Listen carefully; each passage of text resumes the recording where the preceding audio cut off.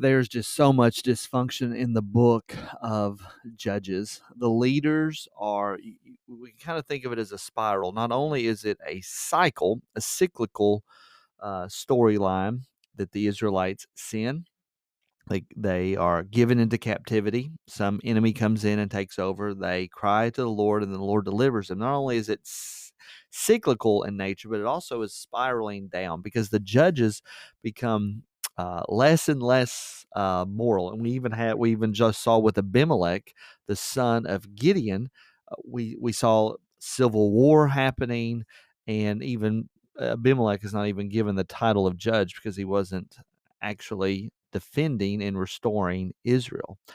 Well, Jephthah has a similar background, and actually, there are things about Jephthah's life that makes us think back of Abimelech and his terrible leadership skills.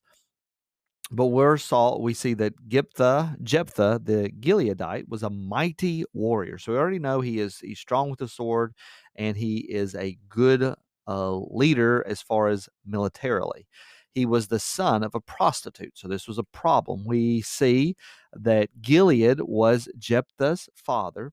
So Gilead, we know from other places in the Bible that Gilead is Manasseh's grandchild, Manasseh being one of the 12 tribes of Israel. So Gilead was uh, was Jephthah's dad, but apparently he was conceived by a prostitute.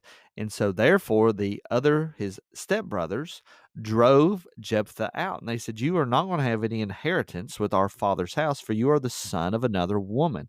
Again, I think this is to point us back to Abimelech and realize while Jephthah is not going to behave in the terrible ways that Abimelech did, we still see that there are problems there. And actually, Abimelech was a child of someone else that lived in Shechem, and then he goes and he gets worthless fellows. Well, it's the same thing here. Jephthah runs away from his brothers, and he goes to the land of Tob, and he has worthless fellows collected around him, and they went out with him. So he's this leader of this little misfit group of people. So they're soldiers. Apparently, he's getting this reputation of being this great mighty warrior, because this is going to be important. Because remember, in our previous reading, we've seen how God had given them over to the Philistines, given the Israelites over to the Philistines. Philistines have come in and attacked. Now the Ammonites are coming in to attack.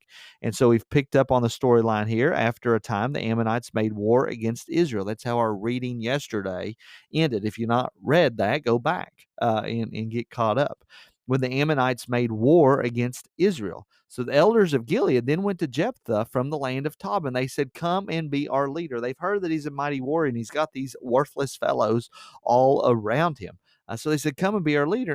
And then Jephthah said, Did you not hate me? Didn't you drive me away from my father's house? And so why are you now asking me to help you when you are in distress? Very similar to the conversation that God had with the Israelites in yesterday's reading. God says, "Why are you asking me for help now? Like you went to other people, why are you coming to me?" Jephthah is saying the same thing. But the elders of Gilead said to Jephthah, "This is why we've turned to you now. Forget about all that. We need you to help us." So Jephthah says, "Well, here's what's going to happen, guys. It's not only that I'm going to be your leader when we are fighting this war, and then after the war's over, you're going to send me off to my way and not let me live among you anymore. If you bring me home again to fight against the Ammonites, and the Lord gives them over to me." So notice he recognizes that it is the Lord that's working for him. Abimelech did things sinfully and wrongfully and is not mentioning the Lord at all. In fact, false gods are mentioned in connection with Abimelech.